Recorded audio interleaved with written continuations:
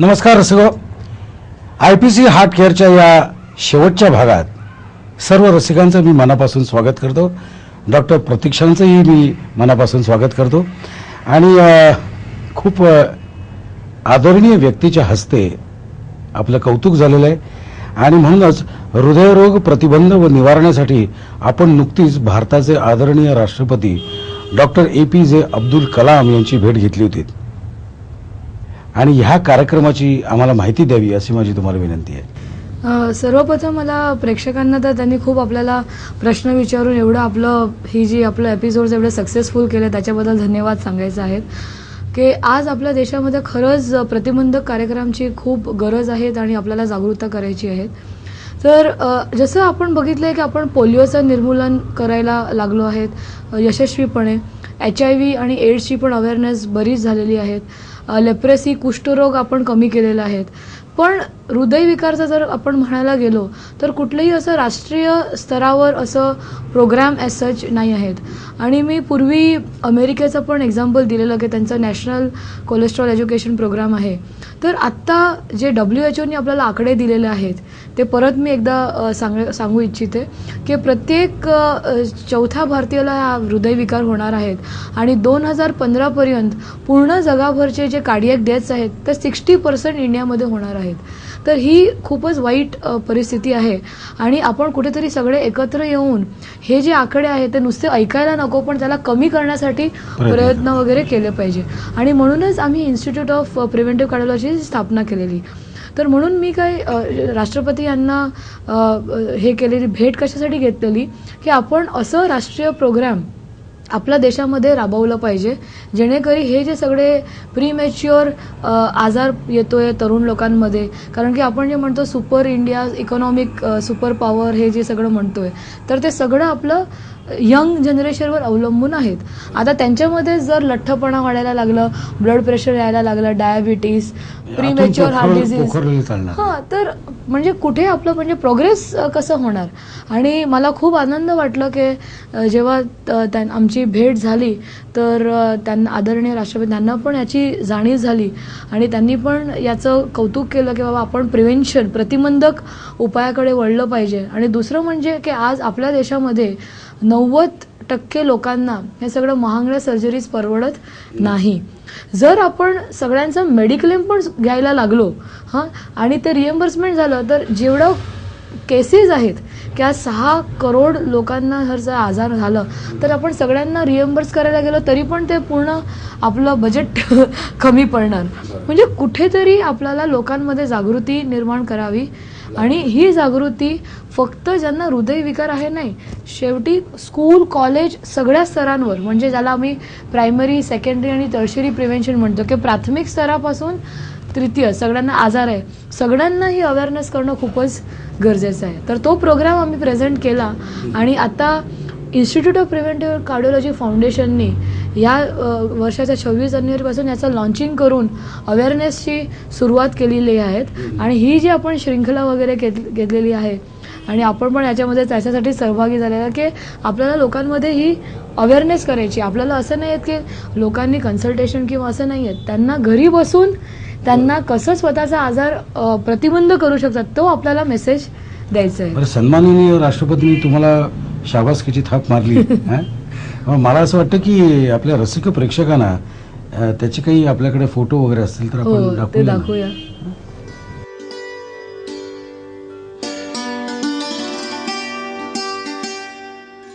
वा वा डॉक्टर प्रतीक्षा, मला तुमचं खरंच अभिनंदन करावं असं वाटतं. आणि अजून एक तुमचा कार्यक्रम झाला होता 18 मार्च 2006 रोजी P. चिदंबरम यांच्या हस्ते तुमचा सत्कार झाला होता. तो काय कार्यक्रम होता मला? आपण या म्हणजे IPC हार्ट केअर सेंटर जो आहे तर आमचं मेन मिशन आहे की प्रिव्हेन्शन जे आपण चर्चा करत आहोत. तर ॲक्च्युली जी आत्ताची त्या अवॉर्ड सेरेमनीमध्ये ज्यांनी नवीन ओरिजिनल आयडियावर वर्क केलेलं आहे की आता काय कार्डिओलॉजीमध्ये असंच चाललेलं आहे की ऑपरेशन करायचं हे ते. तर आता काय आहे की आम्ही ही जी मोहीम सुरू केली आहे की ऑपरेशन न करता लोकांना बरं करायचं, त्याच्यात सगळ्यांचाच फायदा होतो. म्हणजे एकतर पेशंटला पण जे फिजिकल प्रॉब्लेम्स किंवा शारीरिक ट्रॉमा सेव्ह करून मेन मिडल क्लास लोकांना त्याचा भरपूर फायदा होतो. कारण की आज आपण जे बघतो की एक पेन्शनरकडे जे 1.5-2 लाख शिल्लक वगैरे असतात ते सगळं मग सर्जरीमध्ये घालवावं लागतात, तर ते औषध पथ्यनी कमी याच्यामध्ये होतं. तर त्याच्यासाठी हा अवॉर्ड दिला गेलेला की it is an original work, आणि त्यांनी सगळं क्रॉस चेक वगैरे करून बघितलं की खरंच म्हणजे रुग्णांना फायदा होतो. आणि आम्ही हे जे प्रिव्हेन्शनसाठी मोहीम जे सुरू केलेली आहे ते एकमेव आहेत पूर्ण देशामध्ये. आपण असं करूया, त्यांना ते कसं ती सेरेमनीमध्ये काय झालेलं तेच आपण. मी ते तुम्हाला तेच म्हणणार होतो की तुम्ही सांगताय त्यापेक्षा व्हिज्युअल्स मला आणि रसिकांना बघायला मिळालं तर जास्त कौतुकाचं वाटेल.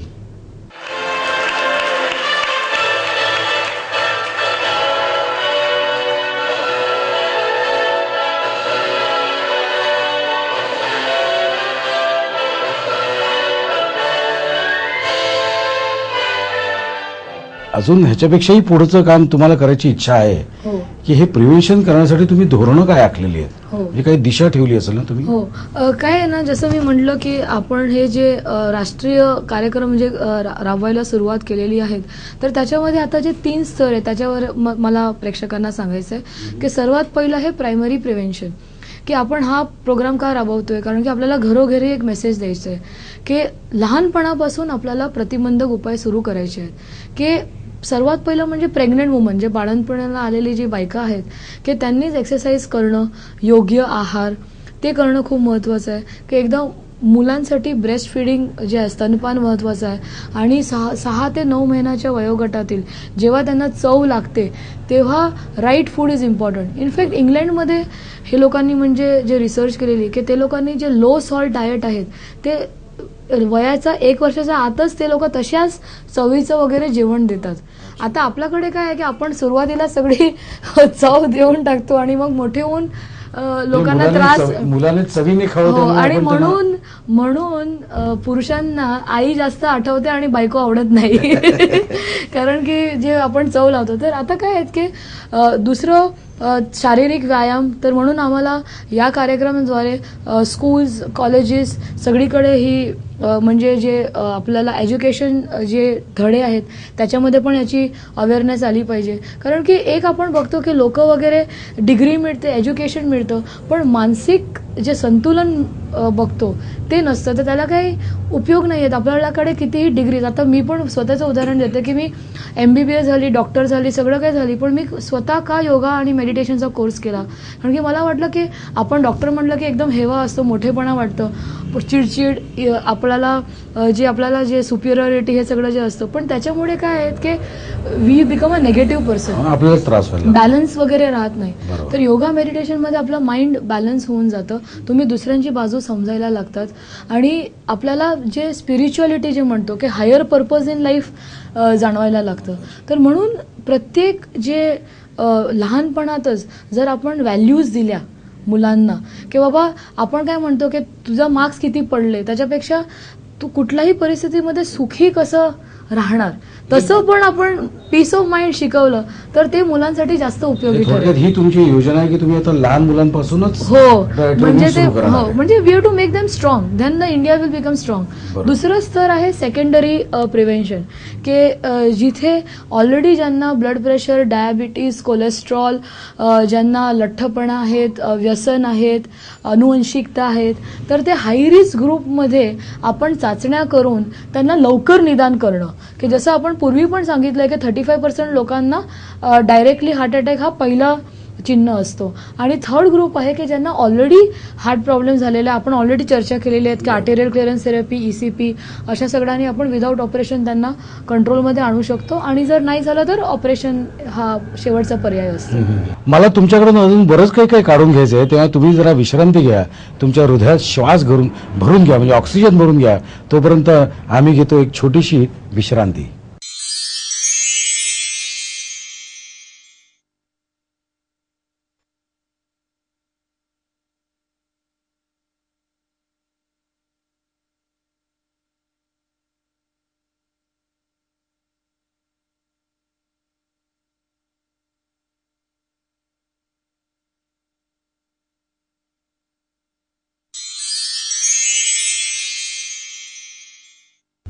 या छोट्याशा विश्रांतीनंतर आपण परत डॉक्टरांकडे जायचं. डॉक्टर, IPCच्या विना शस्त्रक्रिया उपचारांमुळे बरा झालेल्या तुमच्या रुग्णांना घेऊन तुम्ही एक हेल्दी हार्ट असोसिएशन सुरू केलेलं आहे.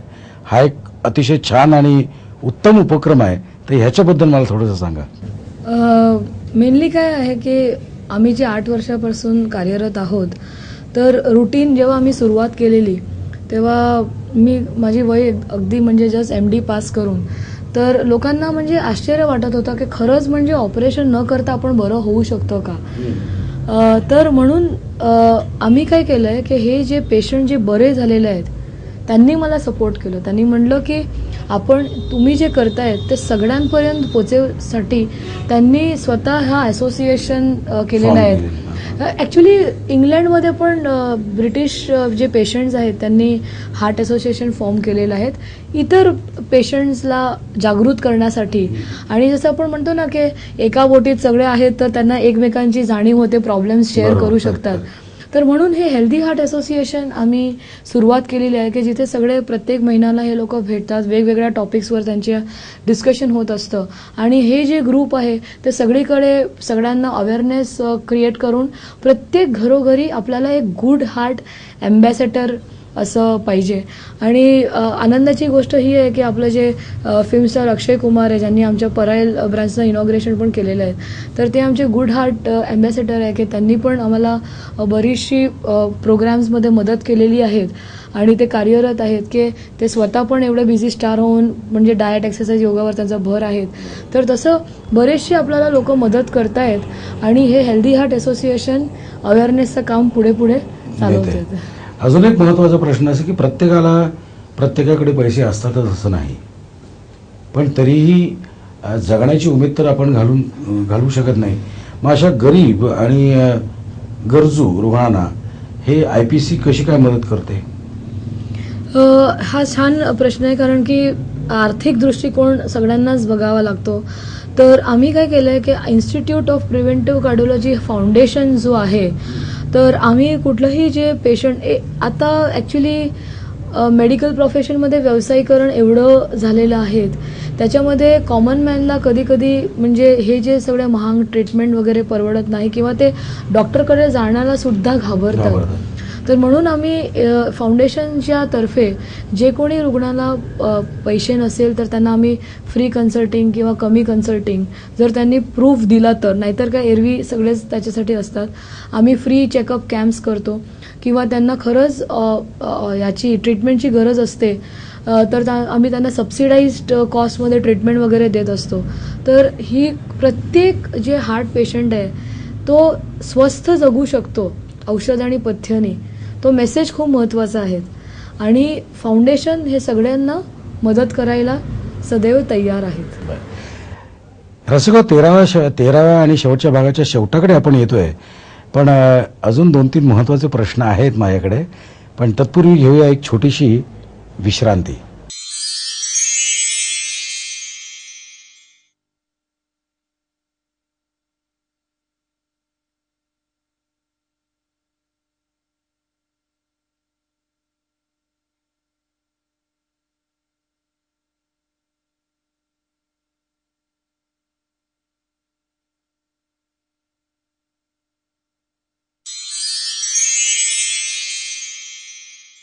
या छोट्याशा विश्रांतीनंतर शेवटच्या सत्रात मी परत डॉक्टरांचं मी मनापासून स्वागत करतो. डॉक्टर साहेब, IPC चालणाऱ्या हा जो प्रिव्हेन्शन प्रोग्राम आहे त्याची थोडक्यात परत एकदा कारण हे खूप एक अनन्यसाधारण महत्त्वाची गोष्ट आहे आणि संपूर्ण भारतात तुम्ही एकमेव अशा आहात की खूप मनापासून आणि एक हाती ही मोहीम तुम्ही चालवताय. तर परत एकदा ही मोहीम तुम्ही कशी चालवताय हे थोडक्यात सांगितलं तर बरं होईल. सर्वात पहिलं की एक आपल्या जे पूर्ण देशामध्ये IPC हार्ट केअर सेंटर ही लार्जस्ट चेन आहे, कारण की आपले आता 7 सेंटर्स आहेत आणि रचना अशी आहे की प्रत्येक सेंटरमध्ये डॉक्टर, डायटिशियन, योगा टीचर, मानसिक ताण कमी, स्ट्रेस मॅनेजमेंट काउन्सिलर्स वगैरे आहेत. तर या सगळ्या प्रोग्रामचं मेन अप्रोच आहे हॉलिस्टिक ट्रीटमेंट, की कुठलीही पथी इम्पॉर्टंट नाही आहेत. साधारणपणे आता आपण बघतो की डॉक्टरांमध्ये पण ॲलोपॅथीकडे गेलो की आयुर्वेदिकला हे करतात, आयुर्वेदिक ॲलोपॅथीला अँटी. तर माझं काय म्हणणं आहे की पेशंट महत्त्वाचं आहे की कोणाला आयुर्वेदिक गुणकारी असते, कोणाला ॲलोपॅथी गुणकारी असते, कोणाला होमिओपॅथी सूट होते. तर IPCच्या हे जे सगळे प्रोग्राम्समध्ये एक ध्येय आहेत की औषध कमीत कमीत द्यायची. दुसरं जर द्यायची झाली तर हॉलिस्टिक अप्रोच की ॲलोपॅथिक गोळीने आपण इनिशियली सुरुवात जरी केली पण नैसर्गिक नॅचरल ट्रीटमेंट्सनी ते औषध कमी करणं. मेन म्हणजे की आपण निसर्ग उपचार, कारण की आपण निसर्गामध्ये पण बघतो की आपण बघा, तुम्ही बघितलं आहे का की असं लठ्ठ लायन वगैरे किंवा टायगर जातोय किंवा कावड्याला हार्ट अटॅक आला नाही, कारण की ते लोक प्राकृतिक नियमाचे पालन करतात. तर म्हणून आम्ही निसर्गोपचारवर भर देतो की डायट, एक्सरसाइज, योगा ह्याच्यावर आम्ही भर देतो, वॉकिंग. तर प्रत्येक केस स्टडीचं आम्ही जीवनशैलीमध्ये काय काय फेरफार करू शकतो. महत्त्वाचं प्रेक्षकांना मला सांगायचं आहे की जीवनशैलीमध्ये फेरफार, कुठलंही फेरफार म्हणलं की आपल्याला घाबरायला होतं, पण जर आपण गीतासार म्हणलं की परिवर्तन ही कायम आहे, की change has to be there.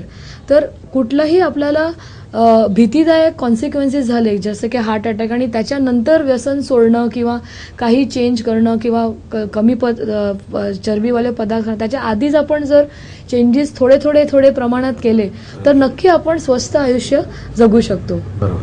आता अजून एक महत्त्वाचा प्रश्न आहे, तुमच्या या मोहिमेत दर्शकांना म्हणजे आपल्या प्रेक्षकांना तुम्ही कसं सहभागी करून घेऊ शकता किंवा प्रेक्षकांचा सहभाग आपण त्यात वाढवू कसा शकतो. म्हणजे आता माझ्या बाबतीत सांगायचं झालं तर मी असं सांगेन की माझं जे फाउंडेशन आहे प्रशांत दामले फॅन फाउंडेशन, की माझे जे अनेक मित्रमंडळी महाराष्ट्रभर पसरलेली आहेत त्यांच्या मदतीने मी तुमच्या या फाउंडेशनशी संलग्न असं संपूर्ण महाराष्ट्रात काम करू शकतो. पण त्याच पद्धतीने दर्शकही याला कसा हातभार लावू शकतात, म्हणजे डायरेक्ट अप्रोच न होता. आपण हा जो सर्वात पहिलं तर मला श्री प्रशांत दामले यांचं आभार व्यक्त करायचं आहे, कारण की त्यांनी त्यांच्या फाउंडेशनशी आणि आमच्या फाउंडेशनचं जसं असं म्हणलं तसं अवेअरनेसचा प्रोग्राम हाती घेतलेला आहे ते खूपच महत्त्वपूर्ण आहेत. आणि हे जे आपण एपिसोड्स सगळे केलेले आहेत ते पण जागृतीसाठीच केले आहे. आमची अपेक्षा अशी आहेत की जर प्रत्येक मनुष्य यांनी स्वतःचं मन संतुलित ठेवलं आणि स्वतःची काळजी घेतली आणि त्यांनी कुठेही सहभागी व्हायचं नाही, कुठेही धावत पडायचं नाही.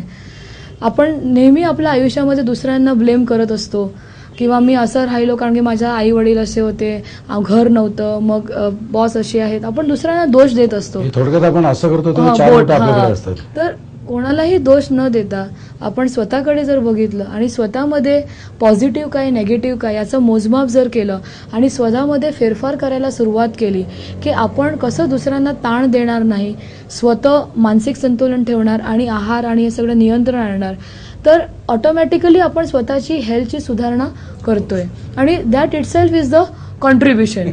आणि जर आता काही लोकांना म्हणजे गृहिणी आहे किंवा ज्या म्हणजे रिटायर्ड आपले जे सिनियर सिटीजन आहे त्यांना जर हेल्प करायची असेल तर ते त्यांच्या तिथे संघटन फॉर्म करून ही अवेअरनेस पसरवू शकतात. काय अवेअरनेस की हार्ट अटॅकला आपण प्रिव्हेंट करू शकतो. दुसरं की जर आपल्याला 90-100% ही ब्लॉकेजेस किती असले तरी पण आपण औषध आणि पथ्यानी हे करू शकतो आणि शस्त्रक्रिया हा शेवटचा पर्याय वगैरे ठेवला पाहिजे.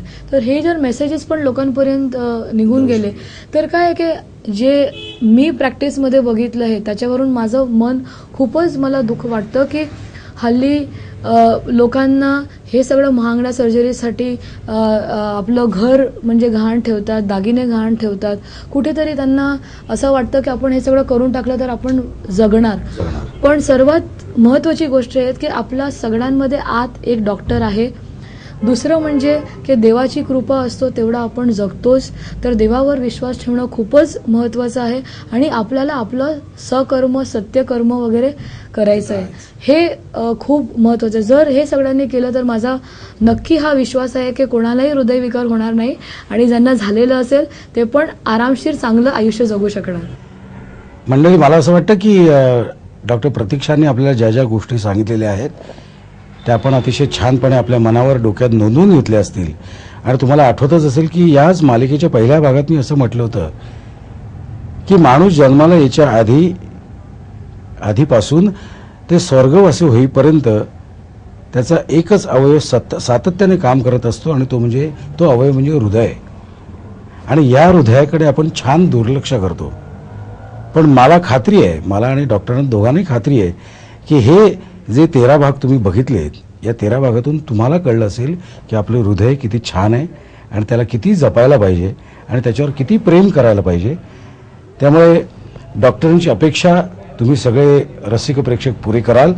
त्यांनी खूप मनापासून सांगितलेलं आहे की डायरेक्ट शस्त्रक्रियेला जायची गरज नाही, प्रिव्हेन्शनने आपलं काम साधू शकता आपण. आणि दुसरी महत्त्वाची गोष्ट, WHO यांनी जे भाकीत केलेलं आहे की 2010 साली भारतात प्रत्येक चौथा रुग्ण हा हृदय रुग्ण असेल. ही गोष्ट आपण सगळ्यांनी एकत्र येऊन खोटी पाडणं महत्वाचं आहे. ही खोटी पाडायला पाहिजे आणि त्यासाठी तुमचं सगळ्यांचं सहकार्य असणं अतिशय आवश्यक आहे. कुठलीही अडचण आली तरी डॉक्टरांच्या वेबसाईटवर जाऊ शकता. आणि IPC-India मध्ये आपण त्यांना फ्री मेडिकल ओपिनियन पण देत असतो. म्हणजे कोणालाही न घाबरता, म्हणजे नुसतं ते वेबसाईटवर गेले आणि आपल्याला केस हिस्ट्री पाठवली की आपण त्यांना मार्गदर्शन करू शकतो. मी तुम्हाला विनंती करतो, परत एकदा वेबसाईटचं नाव शांतपणे सांगा, म्हणजे लिहून घेतो. हो, IPC-India.com. IPC-India.com. आणि जर मला कॉन्टॅक्ट करायचं वाटलं तरी माझ्याही साईटवर तुम्ही निरोप टाकू शकता.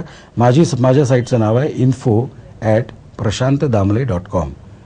मला असं वाटतं की आजच्या या संपूर्ण चर्चेतून अनेक लोकांना संजीवनी मिळेल आणि त्याचं संपूर्ण श्रेय तुमच्याकडे डॉक्टर. तेव्हा सर्व रसिक प्रेक्षकांच्या वतीने मी तुमचे खूप मनापासून आभार मानतो. नमस्कार.